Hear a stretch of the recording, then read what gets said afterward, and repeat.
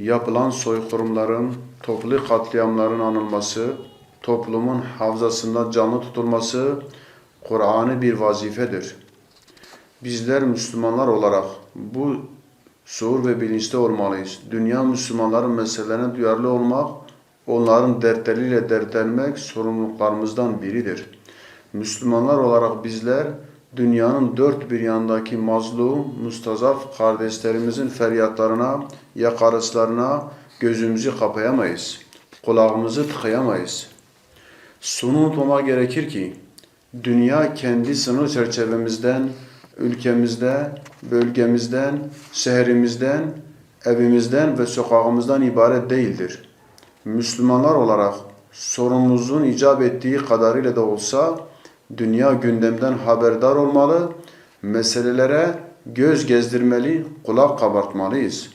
Meselelerle ilgili düşüncelerimiz olmalı. Yeri geldikçe de dersler ve ibretler çıkarmalıyız.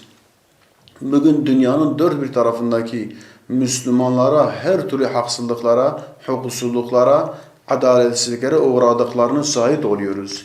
İnancından dolayı aşağılanan, hakaretlere uğrayan, saldırılara maruz kalan, imha edilmek istenen mazlumların yürek parçalayan feryatlarını duyuyoruz. Tarih, müstazaf İslam ümmetinin nazenin fertlerinin karşılaştıkları, yaşadıkları ve uğradıkları katliamların kara sayfalarıyla doludur.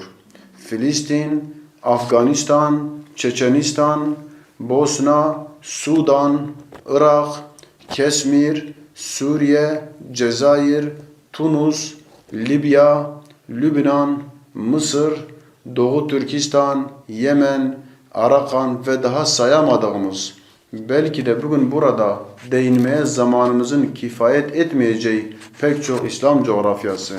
Hepsinin hali içler acısıdır. Bizler ekseriyetle Filistin ve Suriye'ye asineyiz. Ancak diğer İslam beldelerinde bunlardan aşağı kalır bir tarafı yoktur maalesef.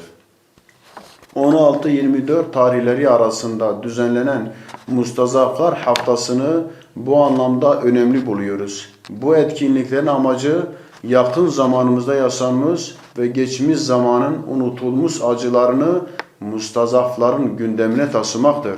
Allah'ın izniyle güzel günler yakındır. İslam dini bu mustazafların vasıtasıyla yayılacak ve tüm batıl ideolojilere, zalim uygarlıklara, dünyaya galip gelecektir.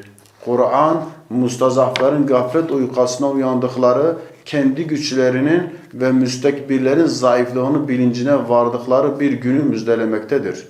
Allah'ın izniyle insanlık ve özellikle İslam ümmeti arasındaki itilaflar kalkacak. Tüm insanlar sülh, refah ve mutluluk içerisinde yaşayacaklardır. Şehit Seyyid Kutub'un müjdesiyle bu asır İslam'ın asrı olacaktır inşallah. İstikbal İslam'ın olacaktır inşallah.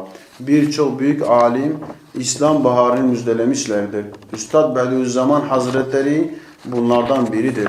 Üstad bu karanlık asırda en gür sedanın İslam'ın sedası olacağını söylemektedir. Dualarımızla, gayretlerimizle, çabalarımızla İslam davasını omuzlamalı, mustazafların kurtuluşu için direniş ve diriliş yolunda ilerlemeliyiz. Müslümanlar olarak vahdet ve birlik içinde İslam düşmanlarını, tuzak ve hilelerini bozmalı, İslam baharının gelişini çabuklaştırmak için ne gerekiyorsa yapmalıyız.